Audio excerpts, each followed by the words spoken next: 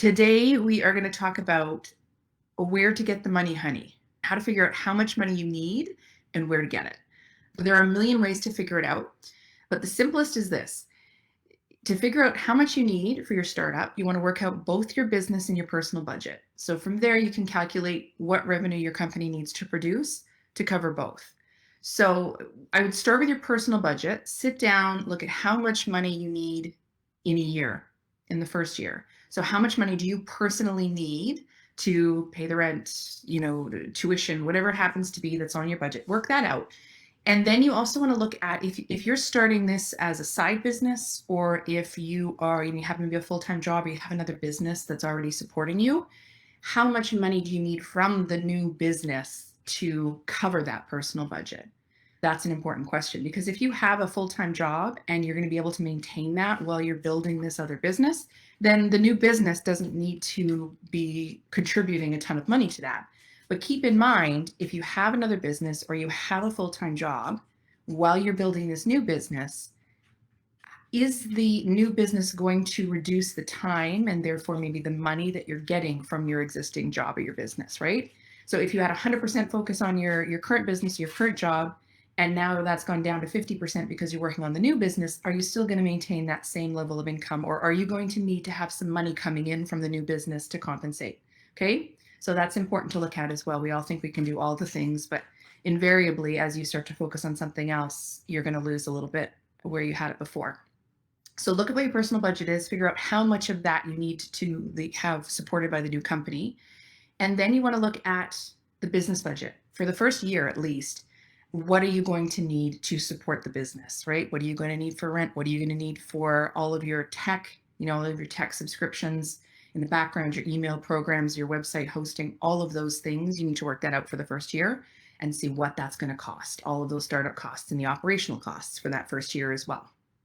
It's a really great idea to take a short course on financial management for small business, just so you make sure you have the basics under control.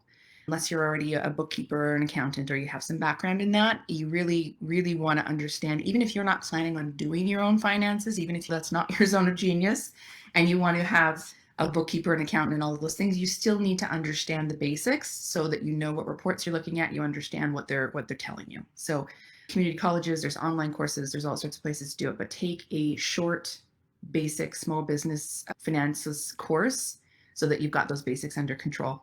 It's also really important to prioritize your spending, because spending is the easy and the fun part, right? It's so easy to turn to the spending when the other stuff is dragging us down. We're starting a new business and it's overwhelming and we need to do something else. We tell ourselves that we're still doing something when we're doing the spending part. We're finding the new office to rent, or we're buying the inventory, or whatever it is. We tell ourselves we're still doing the work, which we are, but things like inventory, supplies, rent, any kind of ongoing service fees, those things should be put off to the last possible moment, because it's likely going to take longer than you thought to get started. And it's going to take even longer than that to turn a profit. So don't rush to make those purchases. So some really good advice is to take the money you expect to need and double it, along with doubling the time it's going to take to get operational, and probably double the issues that you're going to have along the way as well, right? As entrepreneurs, we tend to be optimists. We wouldn't be starting businesses if we weren't. So it means we also tend to lean towards the best case scenario when we're doing our planning. So keep as much of that money in your pocket as you can. Work from home until the last possible second. Don't buy that really expensive equipment until you really need it. Get all the low cost groundwork out of the way before you move on to the expenses part. So if you can keep a tight rein on the spending while you get your business started, it's a really smart strategy, and it means you're going to have that money later when you need it. So 4 key financial tools that you need to have in your toolkit. Number 1 is an income statement. So this is a report that's going to lay out what you expect to earn and the expenses that you anticipate during a specific time frame.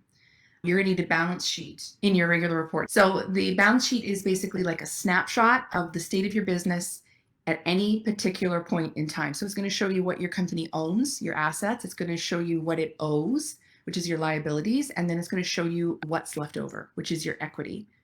You're also, number 3 is a cash flow statement. This is so important. This is the most realistic picture of your business. It's going to show you how much cash you have available at any point in time to keep your business running. So it's going to show the cash coming into the business, the cash flowing out of the business, all in a specific time frame. We did actually a really great podcast episode with Pam Pryor.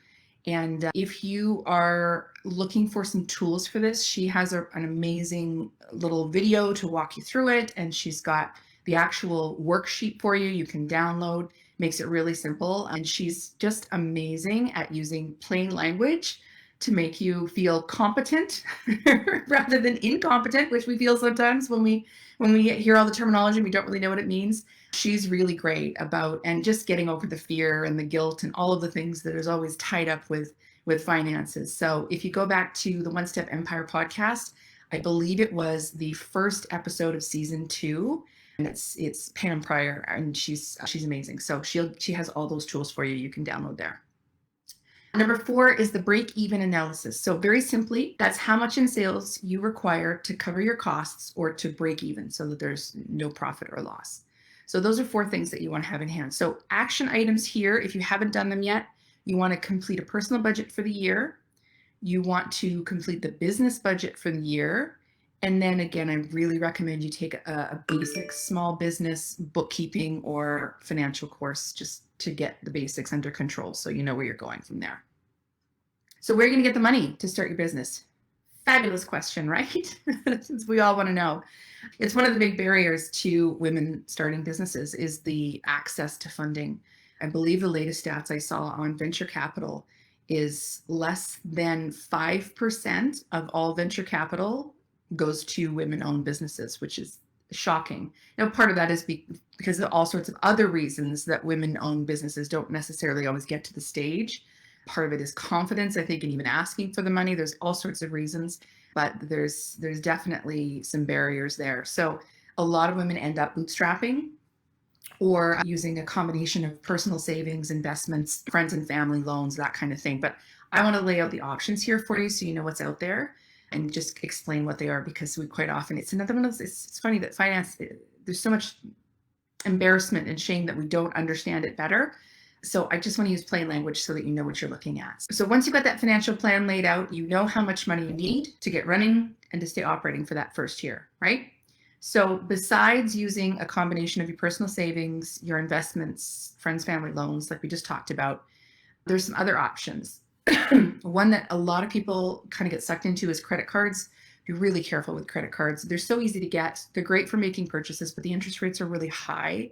And if you can't pay the balance off each month, that interest is going to add up quickly. And if you're using them to build a business that hasn't started to turn a profit yet, you're likely not going to be able to pay that balance off. So you're going to be drowning in high interest rates if you use credit cards for the long term, right? It's great for a short-term purchase if you can pay it off, but you don't want to be using it for payments for something that's going to drag out over the long term. An operating line of credit. So this is a loan with a set limit that you can draw on when you need to. The interest rates are lower than most credit cards and some loans, so you can pay interest on only the outstanding balance. There's no fixed payments other than a monthly fee and interest, so you have the option to pay that down as you can afford it. You'll usually need to secure the operating line of credit with a house or other assets. So you probably need to have some assets before you can get that line of credit.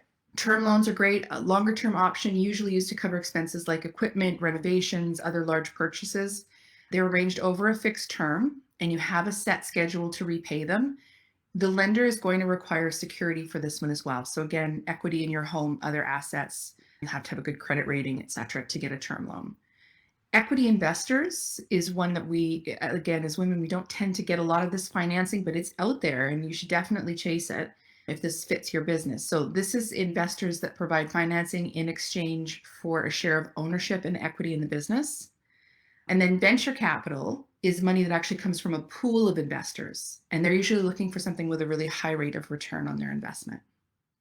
Now, angel investors is a little bit different. And this one when I heard it ages ago, I was like, angel investors, does that mean they just give me money and they walk away? They're like my angels?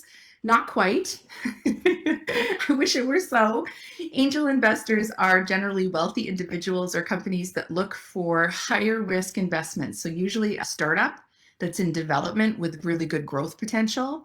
Now, the angel investors are usually interested in those long-term, the high return investments. So they're also going to expect to take some kind of ownership in the company because their investment is unsecured. So it's not like a bank where they're securing it with your home or vehicle or whatever it happens to be. No, not usually a vehicle, but with some other large assets. They're really taking a risk by investing. So if you go out of business, they don't get their money back. They are going to want to have a stake in the company.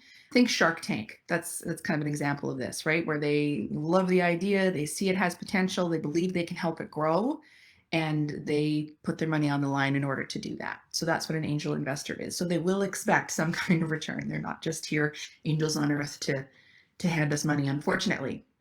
Grants are a beautiful, beautiful thing if you can get them. They don't require repayment. So that really is somebody just handing you money, but the criteria are usually very specific. So, and the application procedures can be long and very time consuming, but if there are grants that you qualify for with your business, by all means, definitely look to apply for those. And you can find grants. It depends on your business. If you have a business that furthers a cause, perhaps like the environment or women in business or equality, anything like that, there are probably some grants out there that are applicable, and you'll find them through the groups that support those causes quite often. You can also talk to small business associations in your area, that sort of thing. They'll have their own grants, but if you can get grants, definitely get them. And the last one is crowdfunding, which is relatively new in the last decade or so. It's become very popular. There's a lot of platforms. So think like Kickstarter, iFundWomen, Indiegogo, those are all crowdfunding. So basically, the technical aspect of that is that you're using a small amount of money from a large number of investors. And you're going to take your business onto a crowdfunding platform, like, again, Kickstarter. And then there, the general public can actually buy into your idea to support it, often in exchange for like a special first purchase option or other perks, whatever it happens to be, to pre-fund your idea. So a couple of big benefits if what you're selling will fit into this kind of niche. You get the money up front to actually produce your product, right? And you also get the exposure. You build your audience, you build your customer list, all right up front before you've actually had the risk yourself of producing the product, right? And you also get feedback. You can see what they like, what they don't like. It's great market research as well. So if the thing that you're producing fits into a crowdfunding type of funding option, definitely explore it. And if you don't know, if you haven't seen these, I'm sure you've seen some of it, but if you haven't, go to Kickstarter, go to iFundWomen and check out the platforms and see some of the products that are on there, and you'll see if it seems like a good fit for you. But that's a great way, again, to get your funding right up front and get your market research at the same time.